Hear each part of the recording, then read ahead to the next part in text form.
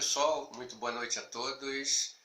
Hoje vamos responder as questões relativas à parte 6 do nosso curso para iniciantes da gnose, da doutrina gnóstica samaeliana. Como saber se estou dentro ou fora da doutrina samaeliana original? Bom, para saber se ele está fora ou está dentro é fácil, né? Se a gente está em consonância, né? Se está em sintonia com os mandamentos, os 10 mandamentos, estamos praticando os 3 fatores de evolução da consciência na íntegra, se estamos de acordo com os princípios da doutrina gnóstica samaeliana primígena, então a gente está dentro. Quando é que eu estou dentro? Quando eu estou praticando, né, observando as determinações do Venerável Mestre Samael e do Venerável Mestre Rabulô. No caso do Venerável Mestre Samael, ele determinou que nós usássemos apenas 5 livros, que são chamados 5 livros básicos. Quem está em desacordo, né, então está fora. Muita gente não escutou o mestre, né, diverge desse seu princípio e utiliza só 100 obras. Também ao pessoal da igreja gnóstica, que mesmo contrário à vontade do mestre, continua com a igreja com estatuto não autorizado por ele. E também o pessoal que não aceitou o Venerável Rabulô na sucessão do movimento gnóstico cristão universal, conforme foi colocado pelo Venerável Mestre Samael.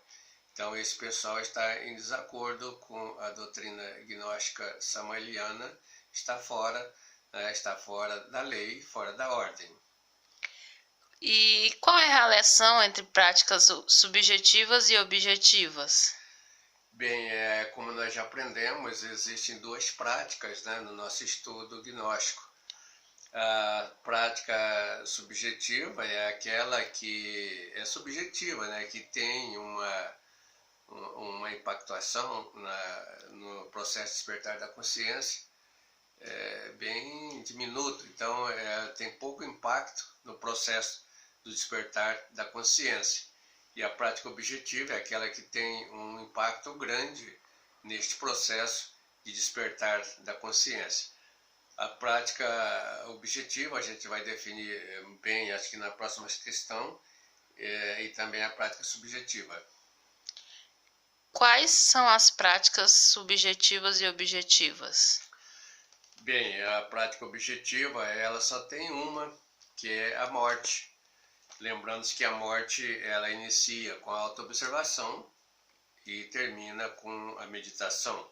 Estamos falando, logicamente, da morte mística, então a morte dos nossos defeitos, que se auto-observa para enxergá-lo e, ao efetuar essa morte em marcha pela Mãe Divina, desenfrasca a consciência, desperta virtudes e isso tem que transformar na meditação em consciência. Então aí estão intrínsecos os 3 fatores de evolução da consciência. O primeiro fator, que é o morrer para os defeitos.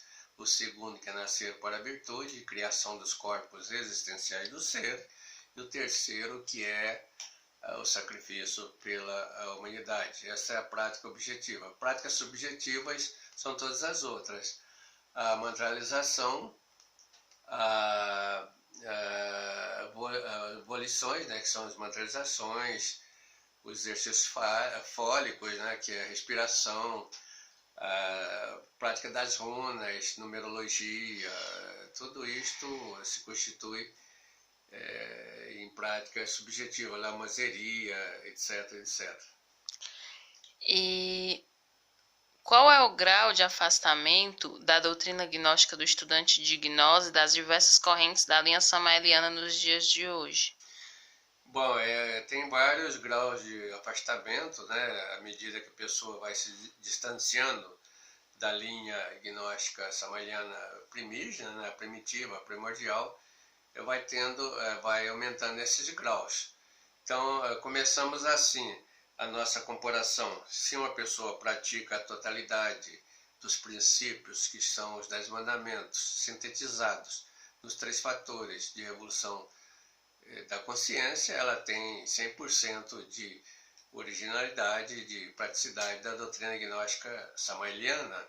Se ela pratica somente 2 dos 3 fatores, ela tem um grau de aproveitamento, dizemos assim, se é que podemos colocar números, né? A quantificação matemática, ela tem aí 66%, mais ou menos. Então ela ela tem um afastamento de primeiro grau. Se ela pratica somente um dos 3 fatores, então ela tem aí um grau de afastamento de mais ou menos 33%. E se ela pratica de aproveitamento, né, 33% e 60 e tanto de afastamento. E se ela não pratica nenhum dos fatores, então afastamento total da doutrina gnóstica original samaeliana. Como saber situar a doutrina da minha religião e se ela está dentro da doutrina padrão do Cristo? E se estiver, qual é a situação em relação à doutrina padrão do Cristo? Bem, isto é uma pergunta interessante e uma resposta bastante complexa, né? Para estar de acordo com a doutrina gnóstica cristã de Jesus Cristo, era preciso cumprir os seus princípios e na sua totalidade, conforme foram colocados por Jesus Cristo. Então, quais são esses princípios? São os princípios originais, ditados por ele, né, vivido por ele, e princípios que embasaram a doutrina cristã da época que esteve presente aqui, a gnose em sua plenitude, do mestre dos mestres, que é Jesus Cristo. Então, essa doutrina, ela era dissolvida, né? Ela se difundia para 2 círculos, para o círculo iniciático e para o círculo cultural. Então, a gente diz que dos ensinamentos de Jesus Cristo, nós temos 2 tipos de cristãos. Os cristãos culturais, que são do círculo cultural, e os cristãos iniciáticos, que são do círculo iniciático. No círculo iniciático, quem está ali, né, então está com a totalidade da doutrina do Cristo original, está dentro. Quem está no círculo cultural já tem um afastamento da doutrina original de Jesus Cristo. São as pessoas que têm uma mentalidade reduzida, né, entende por parte o ensinamento do Cristo, e só o pessoal do círculo iniciático que tem um entendimento, uma compreensão da totalidade destes ensinamentos. Então, as igrejas, né, 60 mil religiões, podemos dizer que estão bem afastadas, né, da doutrina original de Jesus Cristo. Jesus Cristo é um ser absoluto, um ser da totalidade, um ser holosótico, né, um ser holístico. E o seu evangelho, né, quem escreveu sobre Jesus foi cerca de 315 textos, né? Desses foram selecionados 4 textos, são os 4 evangelhos, que são os canônicos, os outros se tornaram apócrifos. Então, ao partidarizar, ao se tornar parte, nós temos uma parte da doutrina, uma parte dos princípios, uma parte dos ensinamentos. Então, os 4 evangelhos são apenas uma pequeniníssima parte desses ensinamentos. Então, não tem a totalidade, já tem aí um afastamento de tudo aquilo que foi ensinado por Jesus Cristo. E qual seria o modo de convergência para reintegrar as diversas religiões do mundo de doutrinas afastadas do Cristo ao padrão cristão universal, original? Desculpa. Bem, a gente tem aí 2 operações matemáticas, né? Na desintegração, nós temos uma operação então de divisão, de afastamento, desintegra, e a volta, né, que é a integração, então é outra operação de junção, de união. Então, para a gente voltar à doutrina original do Cristo, que está dissolvida no interior de cada religião, a gente teria que fazer uma operação matemática. A operação matemática, você tem todos os conjuntos, você tem o universo desse conjunto, você são subconjunto de um conjunto principal, né? O conjunto principal, então, é constituído por todos os ensinamentos de Jesus Cristo, que estão dissolvidos em todos esses livros, os canônicos e os não canônicos, que são os apócrifos. Então, você chega novamente, que for desintegrado, for separados, né? Então, se tem, na realidade, uma redução, uma parte de tudo isso. Então, você chega nessa operação original fazendo a união. Quando se une os conjuntos, você pega todos os conjuntos, você tem toda a verdade, que é o conjunto universo. É uma verdade matemática. Ou você também vai pela operação intersecção. O que é a intersecção de conjuntos? Você pega os elementos comuns que eles têm de comuns nos subconjuntos e faz o conjunto de intersecção, que é o conjunto verdade.